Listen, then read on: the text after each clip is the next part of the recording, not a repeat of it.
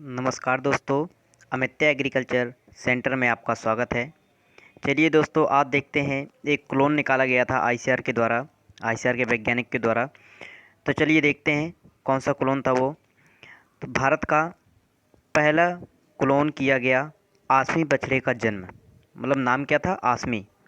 ठीक है, तो भारतीय वैज्ञानिकों ने क्लोन प्रौद्योगिकी के जरिए पहली बार आसमिया नस्ल की एक भैंस के बछड़े का जन्म कराने में सफलता का दावा किया।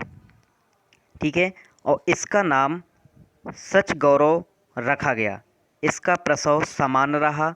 यह क्लोन मुर्रा भैंस के गर्भ से निकाला गया। यह क्लोन कहाँ से निकाला गया? मुर्रा भैंस के गर्भ से निकाला गया।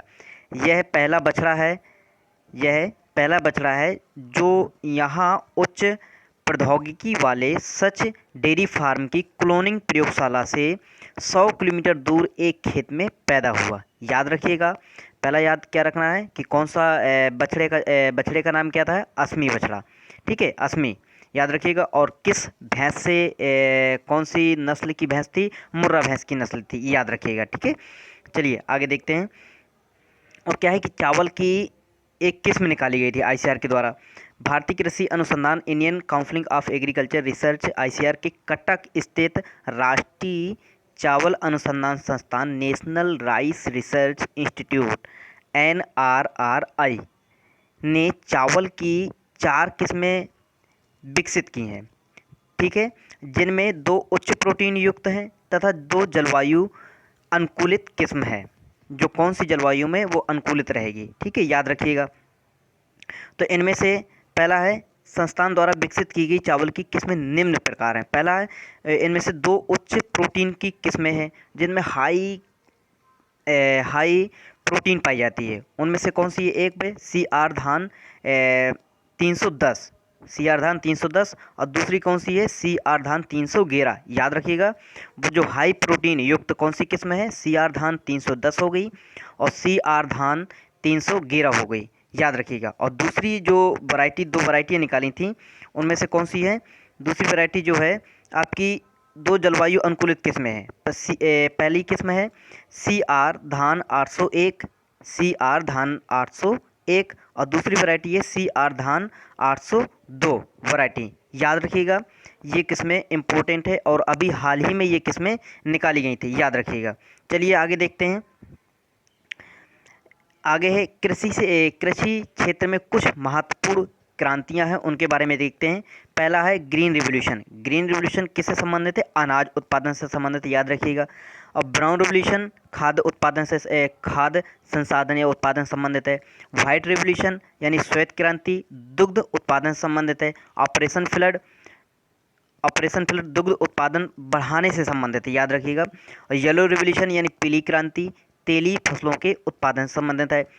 गोल्डन रिवोल्यूशन स्वर्ण क्रांति फल व सब्जी के उत्पादन से संबंधित है, याद रखिएगा। नीली क्रांति मछली उत्पादन से संबंधित है।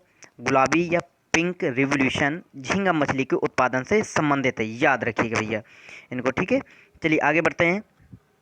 और अगला नंबर है नीली क्रांति ब्लू रेवोल्यूशन मछली उत्पादन से संबंधित है, याद रखिएगा। और पिंक रेवोल्यूशन झींगा मछली उत्पादन, ये बता दिया। सिल्वर रेवोल्यूशन जो है वो अंडा एवं मुर्गी के उत्पादन से संबंधित है, याद रखिएगा। जो राउंड रेवोल्यूशन है वो आलू के उत्पादन से संबंधित है। चलिए देखते हैं अगले नेक्स्ट क्वेश्चन की ओर।